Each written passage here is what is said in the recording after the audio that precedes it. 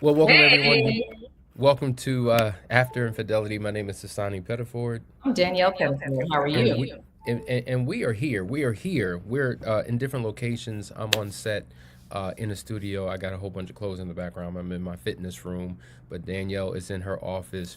But we're committed to doing this show no matter where we are around the world. We've been talking in a series about, just started a series talking about the affair. Now we're talking about it, but we're talking about how you as a couple have to learn how to talk about the affair. Because when an affair occurs, it is a very difficult, challenging, eye-opening experience that you go through in the moment. And if you don't have the proper knowledge and wisdom on how to navigate through that conversation, it can be a very, very difficult season in your life. It's going to be difficult regardless, but we want to give you the tools that you need in order to help you heal and restore the relationship. And so before we get into that, listen really quickly. Last Chance Weekend is coming up. It's going to be December the 13th through the 15th here in Atlanta. You can actually scan that QR code right there to find out more information, or go to the link in the description and find out how you can get registered. If you've experienced infidelity, if you are going through challenges in your particular relationship, this is the place that you want to be, because Danielle, myself, and our team of practitioners are working together to give you what you need to get you to the other side. People come from a place of hopelessness and they leave with hope. They come from a place of desperation and leave with inspiration and a new foundation for a long lasting, healthy, mutually beneficial relationship. And as we enter into the end of this year, transitioning into 2025, you don't want to bring the old into the new. You want a brand new relationship, a brand new connection, a brand new foundation. And that's what the Last Chance Weekend is about. Is that right, Danielle? It's absolutely what it's about. I think it's a great way to clean the slate, right? You know, you bring a lot of energy and baggage with you from year to year if you don't make a concerted, conscious effort not to do so. And so, what a great way to start anew. Come to the last chance weekend and empty out your cup and then just fill it up with new things. And that's one of the things I really love about last chance weekend.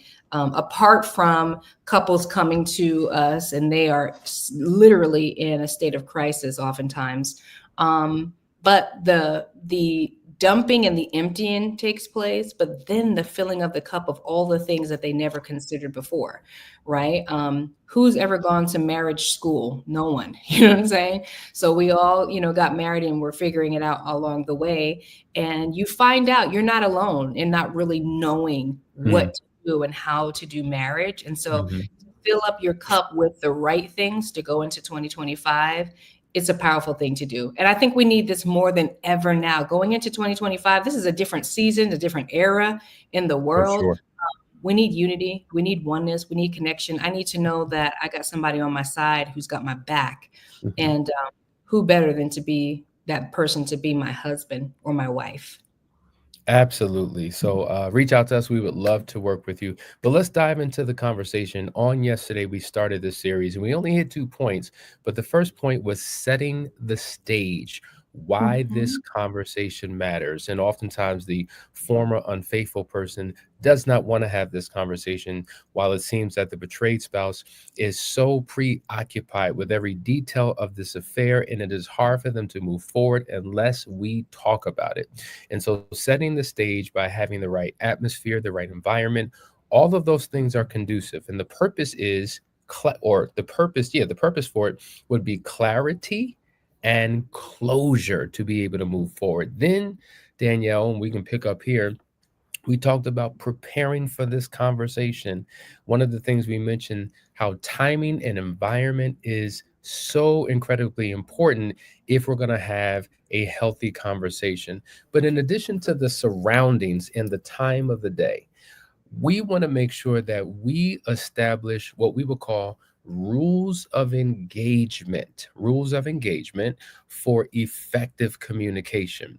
One of the things that we've always said is that you never want to share your feelings when you're in your feelings, because when it becomes an emotionalized conversation, it's only going to go downhill. It's going to go from 0 to 100 real quick. It's going to go left. Things are not going to work out well. Danielle, what is the importance from your perspective of making sure that you don't emotionalize and emotionally flood such a sensitive conversation? It's important to frame the conversation, and that just means putting boundaries around it so that you get the results that you want, right? So, of course, we always say never share your feelings when you're in your feelings, but we're always in our feelings, right? Especially about something that's so charged, this kind of a conversation. So, because you are in your feelings, and this is a very emotional thing we're dealing with. We're dealing with betrayal. We're dealing with the hurt and the trauma that is a result or the aftermath of the betrayal. We have to frame the conversation. Otherwise, we're never going to get anywhere. And at the Mhm. end of the day, you want clarity, you want understanding, you want to be understood, and you want closure. You literally Mm. want to move on from here. And oftentimes, because we have not learned how to communicate, it's like we're anchored to the situation, anchored to the pain, and you're moving and you're circulating just like a ship. A ship drops the anchor, and it's not like the ship isn't moving. The ship is very much still moving, but it's only going to move so far as that anchor will allow it. And so we're stuck. If we want a conversation that is forward moving, we want to put some boundaries around it, frame the conversation to make sure that we don't flood, we don't over emotionalize, we don't get into criticism, we don't get into attacking, because now we're into a full-fledged argument and we're just not going to go anywhere. Absolutely. So here's some key practical things.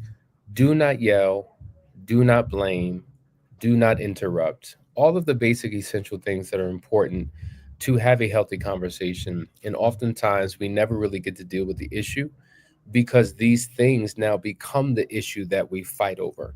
And it's not only what you say, it's how you say what you say. And because you're so disrespectful or disregarding in your approach, that now becomes the thing, that's the focus that can send us off what the true focus should be. And So, and and here's the thing that is really helpful. We give this tool out to our clients.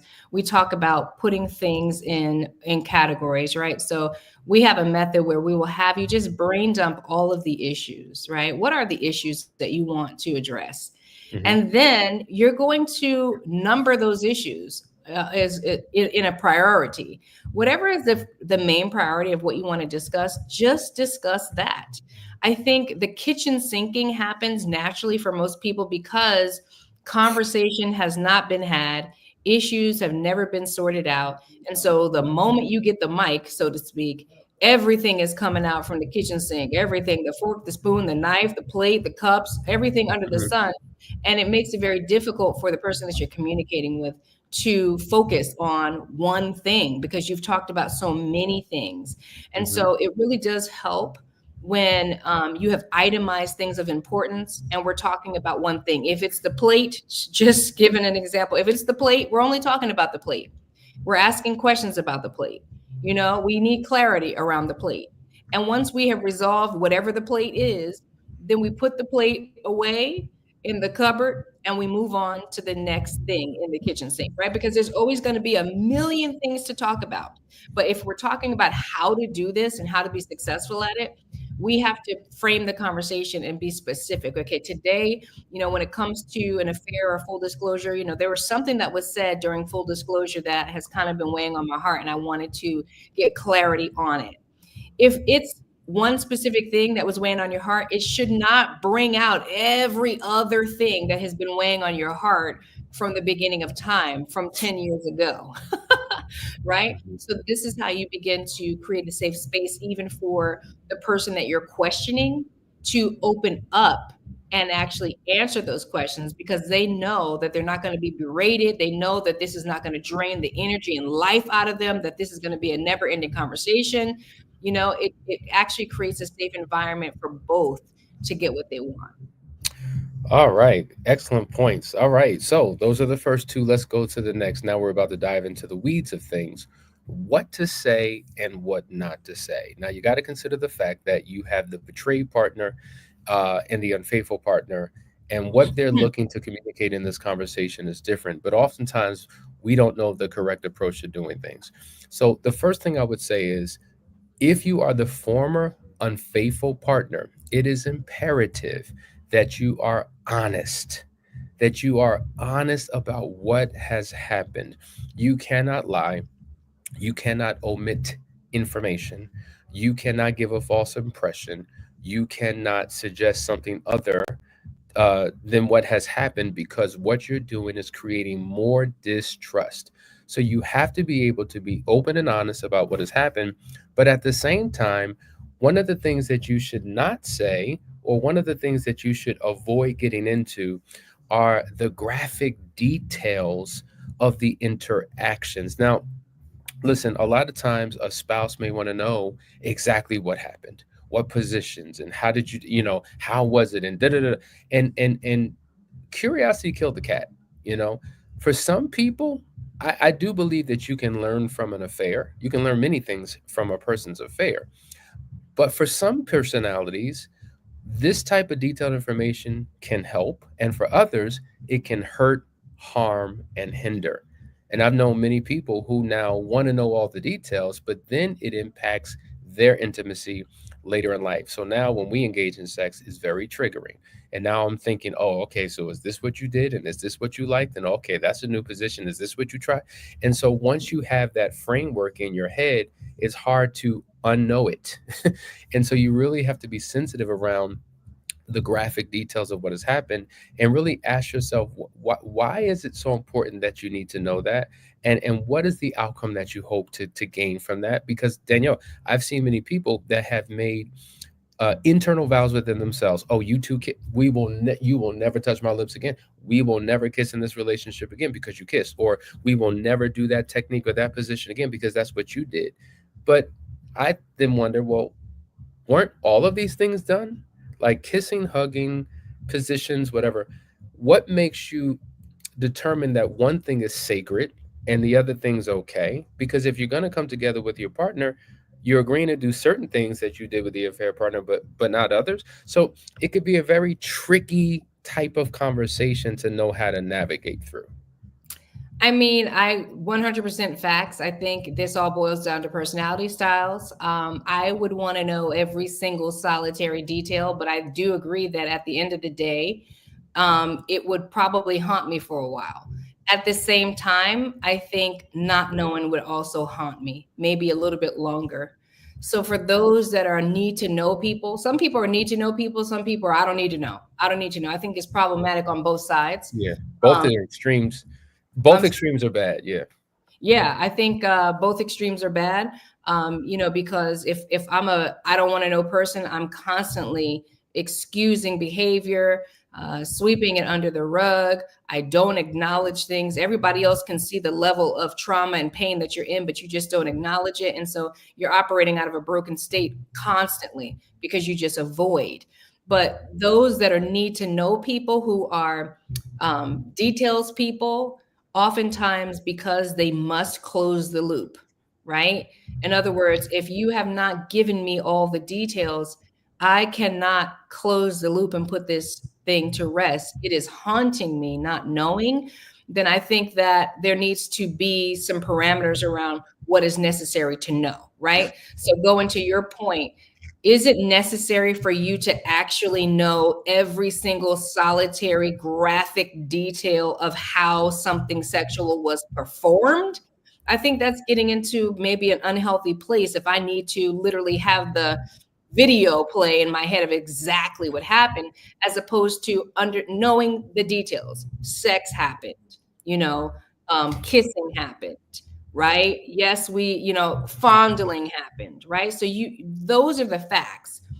That information, everybody who wants to know it deserves to know it. And I just think that boundaries need to be put around how deep do we get into the actual details so that it does not traumatize us and make it harder for us to heal, recover, and move on. Without a shadow of a doubt.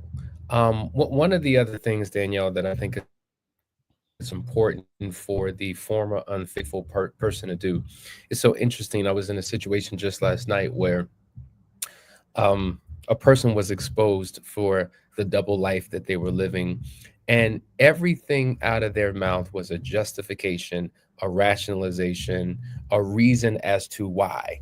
And so I was doing it for this reason. And it was just like they took zero responsibility. They had zero remorse. There was zero regret. And every time the other person began to poke and prod and dig and ask questions, they were 10 toes deep in on their justification. And a lot of times, if a betrayed spouse doesn't sense that there's any care, compassion, empathy, or remorse for what they've gone through, then it's hard to heal and move forward. So I don't know what is happening in the psyche of a person that they can't look at the deeds that they've done and separate it from who they are. Because a lot of times, if we're judging what I did, they're making it synonymous with that's who I am. So I'm not going to judge me. I'm not going to criticize me. So therefore, I can't criticize the action. And you have to be able to separate the two, because as you heal and transform and become better, you're not where you came from. You're not your mistakes. You're not your past failures. That's what you did. That's not who you are. And I think because so many people operate in so much shame, they don't like to look at themselves for what they did and who they are. And so therefore, they don't deliver the compassion and the remorse and the apology that is necessary to get them through. Agreed. I mean, shame is a huge, huge negative emotion it's a vice that people carry. And it comes from all different types of places. Most of the time, the shame that you're carrying comes from the root pathology that you were raised in. But interestingly, because that is the root pathology that you were raised in, you tend to attract those situations the rest of your life, right? Until you get healing and release that belief system that is created. And so you find yourself constantly proving your internal belief to be true, that, whatever the value is that you believe that makes you feel shameful. I don't get anything right. I'm not good enough. This is why, because guess what? I've been rejected my entire life, and my father rejected me, and my family rejected me, and now my man has rejected me, or now my wife has rejected me, right? So it's this, broken record perpetually playing over and over again because there's wounds that have not been restored and have not been healed. And if I am a person who constantly struggles with shame and woe is me, and this is what happened to me, and I can't believe I would even do such a thing, it doesn't allow me to take a look at what I put you through because I'm so caught up in my own stuff. Right, now And you're so falling this on is, your own sword. Exactly. Yeah, and and this is why. that's a segment of people, right? That's a segment of people that it's always me, I'm the victim, and you're right, I'm so bad, I'm so wrong, it's me. That's a segment of people. Not everybody who has shame shows up like that. Some people who have shame show up like they reject the notion that they did anything wrong, and it's shrouded in pride and confidence. It's an arrogance, but truthfully, there is shame. And that's the thing that's keeping them from acknowledging your hurt and pain. So both of them Right. are bad because one of them is robbing you of the ability to discuss your feelings and emotions, because they're like literally stealing the negative emotion and putting it all on them. They're kind of stealing the show by falling on their own sword and making it about them. So even though you've hurt me, it's like, I've hurt you, so you need me to console you back to life because you hurt me. And then the other side of it is just straight up arrogance, where I'm not going to acknowledge your hurt and pain because I did nothing wrong. It's all shame. And it's important that we learn how to graduate from shame to guilt. Now listen, here's the reality. Both shame and guilt, there's a healthy dose of shame and guilt that you should have. Because if Yeah. you don't, now I'm wondering, are you a psychopath? Are you narcissistic? Do you have the inability to feel? So you want to have some emotion because these are the emotions of change. But when you take up a permanent residence in shame, it keeps you from showing empathy and care for your spouse. So you want to graduate out of it into guilt. That means you're focusing on the pain you put the other person to put the other person into, but you don't want to stay there for too long. In essence, if it's true that an emotion is energy in motion, you don't want to get stuck in any form of energy because everything's always moving. everything. And you want to make sure that you're moving in the right direction. And as you're moving towards your healing, shame, guilt necessary, but then you begin to shift into other emotions that allow you to shift, into a relational consistency where you're showing up the right way and you're able to restore. So having that level of compassion. Now, one of the challenges that we hear a lot of betrayed spouses say about their former unfaithful partner is the whole regret. Like, I don't see any tears, I don't see any sorries. Like, some people struggle to form their lips to apologize. We were just dealing with you, and you articulated so well.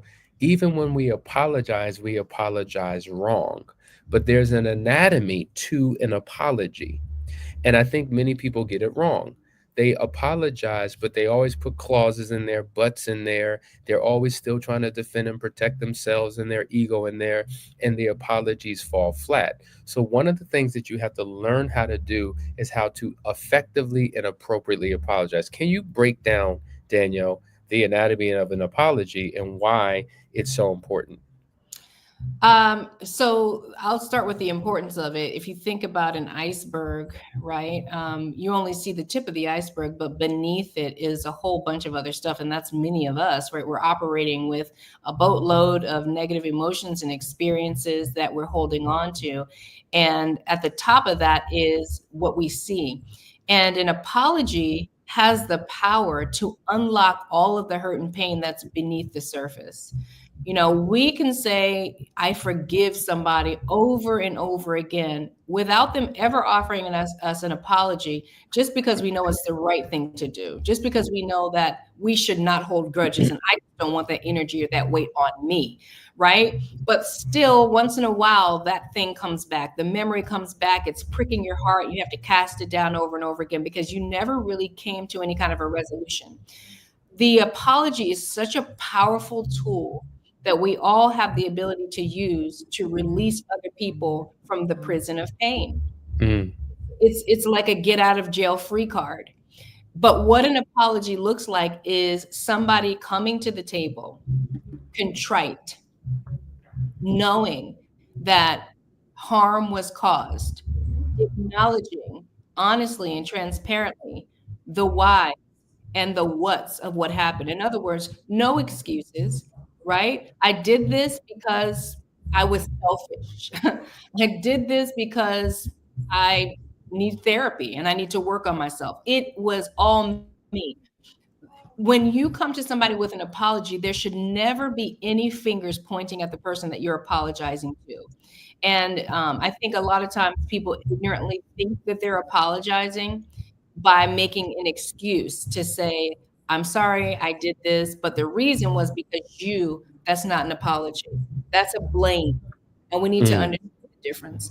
So if you want to be able to offer a true, honest apology, it's you coming to the table contrite and transparent about what it is that you did, acknowledging the hurt and the pain that you caused in the other person with no strings attached. Just let the cards fall where they may. I did this and I'm sorry. And that's where that healthy guilt and shame comes in that Hassani's talking about. mm. And the apology and being remorseful and the whole forgiveness process is something that we absolutely take couples through. And it's a very, very, very important step. And we spend enough time really unpacking the importance of it and the impact of it when it is effectively done. And we believe that in our Last Chance Weekend, it is the first step in the journey to truly begin to forgive. Listen, what we're going to do is watch a quick commercial of the Last Chance Weekend, come back with one more point, and then we're going to wrap up for the weekend. But stay right there. Take a look at this. I think this will bless you.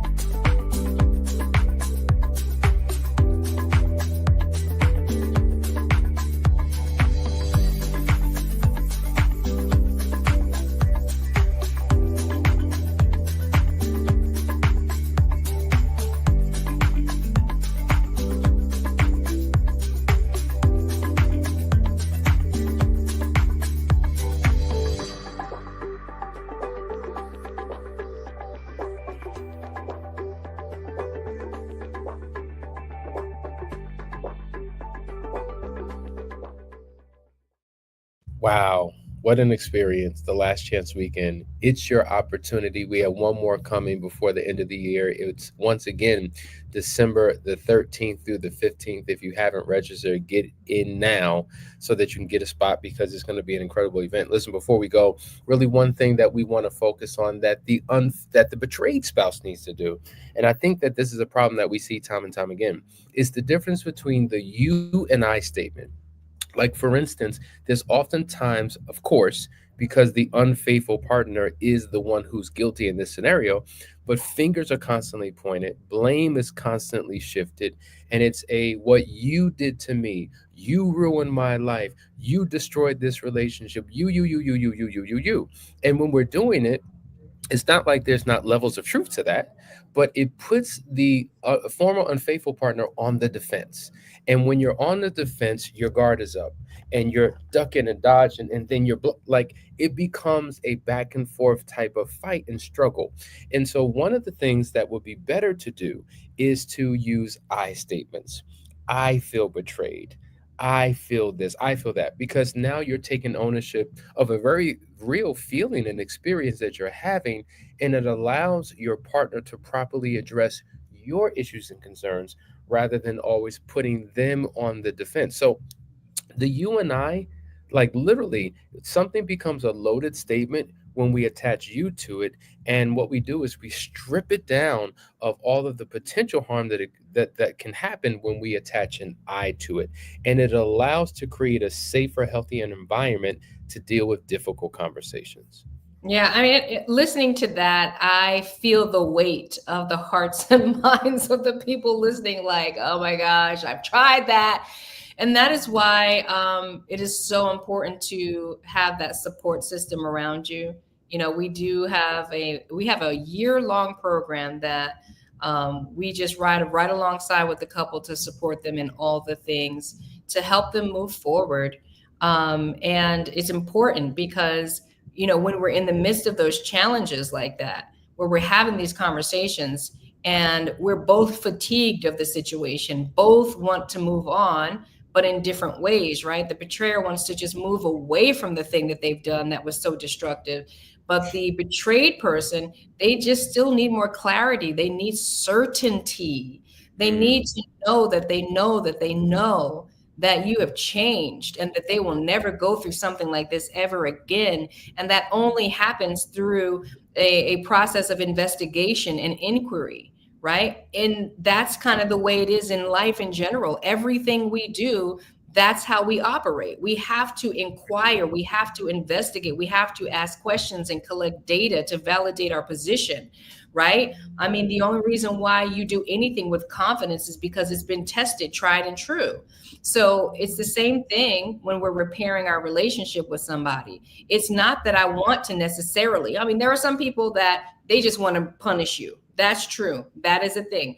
But in many cases, I just need to be certain that I can trust you because I've decided that I'm going to go through this healing process. I've decided that I'm going to stick and Mm. stay. And I need some certainty to know that I can begin to take down my walls, open up my heart again, trust again, love again, connect physically, spiritually, and emotionally again. I cannot bear that level of betrayal on my soul, not one more time. And so, what may seem invasive and just attacking and nagging is really somebody who's been, just hurt so badly, trying to find certainty in the decisions that they've made to move forward with you. So hopefully, guys, you've been giving some tips, some techniques, some strategies of how you can begin to navigate through these very murky waters as you begin to heal from the betrayal that has happened in your relationship. But if you're looking for help, please reach out to us. This is what we're here for. Simply go to our website at couplesacademy.org or send me a text at 678-200-8996, and we would love to serve you any way we can. But listen, it is Friday. Enjoy your weekend. Spend some time with your spouse, with your children, and come back on Monday for another episode as we go deeper into how you begin to have the relationship and the marriage that God has ordained for you One to more have. We thing. love you. Yes. One more thing before we go. I just want to encourage every woman and every wife to go on over to Suitable Help Her on YouTube. Follow my YouTube channel. I'm speaking specifically to wives and to wife issues. And what Hassani put up there was just the community. We have our own community where we support wives to rediscover their purpose, passion in marriage, life, and business. And so if you are a wife and you're trying to put pieces back together, and you're at a season where you just are looking for more, you really do want to follow. You can also follow at Coach Danny on IG to keep up with all the cool things that are happening with us wives. All right, guys, make sure you tune in, connect with Danielle. Fellas, tune in with me, and we'll see you on Monday. Have a great weekend. Enjoy. Take care.